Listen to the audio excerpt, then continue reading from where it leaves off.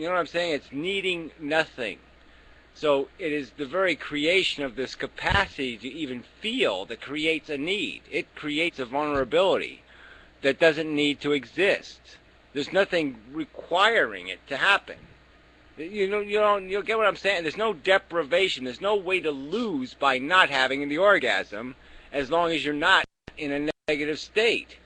And the only thing that makes the orgasm make any sense is the fact that you have a negative state. And that's sort of the argument I was trying to make, is that if you never know a negative state of being, I don't know whether it's even possible to have an orgasm. I think it is. I mean, we were arguing with some other dude, who was saying that, I don't remember, I think it was Matt Fails, who was saying that if there was no suffering, there could be no joy. And I really disagree with it, simply because, like I said, there are degrees of pleasure. So, of course, if there would be no suffering and no physical pain, for instance, then the state of joy would be turned into a normality, and we wouldn't know it. But then there would be degrees, of getting out of this normality. Like I said, eating an ice cream or having an orgasm. So we would still be able to experience pleasure and to appreciate, joy without ever feeling or experiencing suffering. But you're saying that, but I'm just saying we don't have any way to, there's no way to verify that. There's no way to create a sentient being that's never felt a deprivation to validate that. And I'm still saying what makes more sense to me when I analyze what I sense, what I feel, what are my pleasures, when I analyze, when I'm feeling a good moment, it's becoming easier and easier for me to see the fact that what is happening to me is that I am being freed. I mean, orgasm is the ultimate, it's like the ultimate pimple blowing up or something. I mean, you're just all of a sudden being freed of all this pus and shit that's inside of you. I mean, I hate to use something that's so literal, but I mean, it literally is an expelling of the evil. I mean, you're getting rid of some junk, and that's the feeling, and it's just so obviously a relieving of just all the bullshit is gone. It's fucking gone. It's pulled. The needle is pulled out of my eye, and I get to taste life without that fucking needle.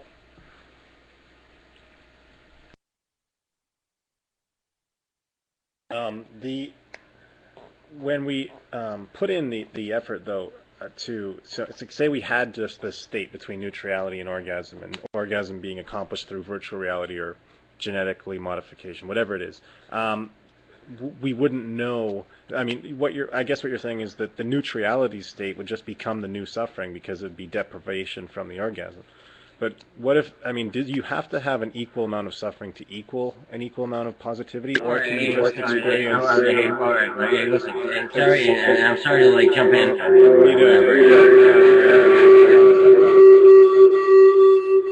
on a second. Yeah, well, Ben, if you're going to jump in with your speakers turned all the way up, it's not going to work. All right. Well, my whole thing is that, and I don't mean to jump in, and I don't mean to talk to Gary. The whole fucking thing is bottom line, okay, listen, we have a DNA molecule, okay? What does it do? It consumes and reproduces. That's Gary's whole principle. We're a DNA molecule, we consume and reproduce. If anybody, seriously, has a fucking argument that they can bring towards that, then I would actually really, and hey, listen, I would actually love to hear it, because I'm actually not not into the whole consumption and reproduction thing, but now that I hear it, yeah, I pretty much am. If anybody can actually bring a counter-argument to the consumption and reproduction thing, then please fucking do it. No one does. They all talk around it. They talk all bullshit. They stop bringing up fucking, oh yeah, well, Zeus did it and this and that, and they stop bringing all this metaphysical bullshit.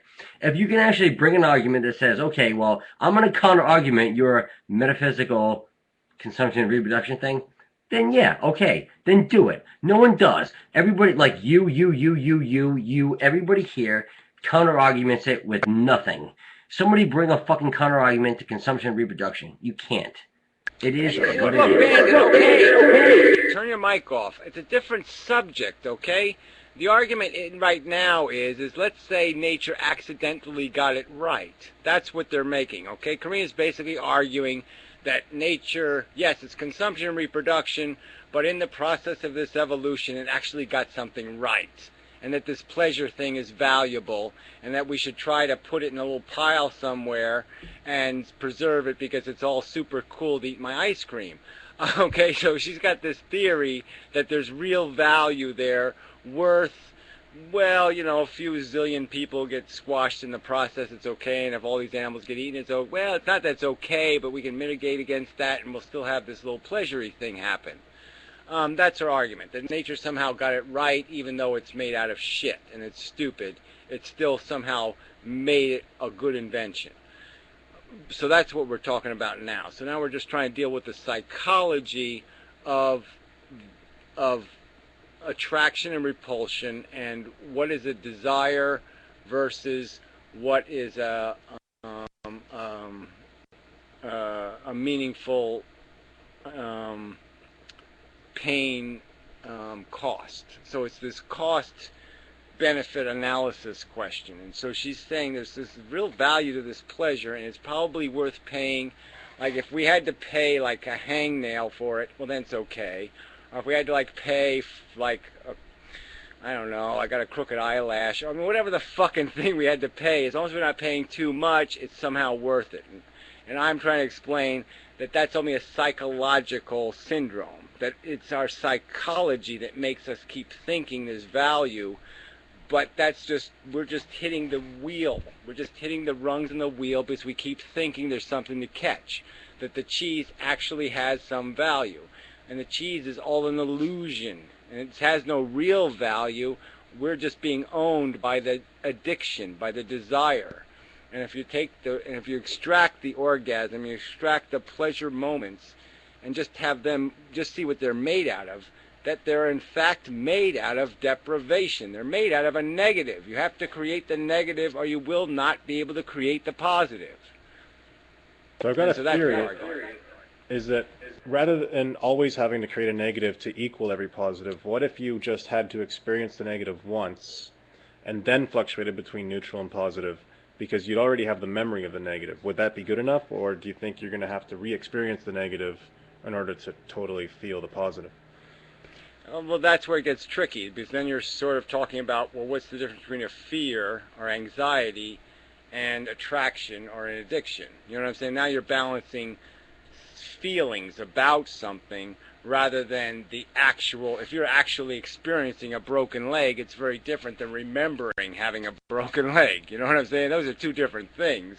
And when you're experiencing the actual broken leg, your needs are much more urgent than a memory. You know what I'm saying? A memory is not a useful. It has no meaning to the immediate need.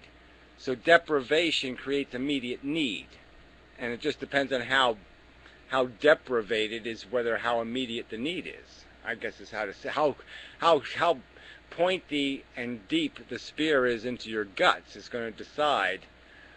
You know what I mean? I mean, you know, but when the spear is still outside of you, well, then we can talk about memories and understanding. But once the spear is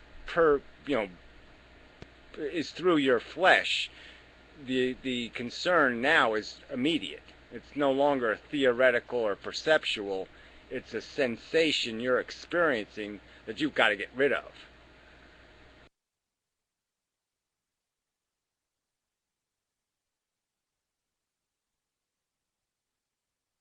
Look, I know what you're saying. I mean, sorry, Sam. Bandit, Go ahead. shut up. Okay, I know what you're saying, because I mean, even if you're looking, not looking at it philosophically, just look at it at a practical level. You know, suffering does generate desire for something else. For instance, you know, people who are usually big consumers, or even, you know, let's say people who are consuming too much food, you know, and they get eating disorders and all that shit. They do it because, you know, they have some kind of lack in their life for something else. So they do it because, you know, mentally they're not well. They're in a state of suffering. So that's why they try to alleviate that pain, you know, recurring to other types of you know, consuming other stuff, trying to get joy from other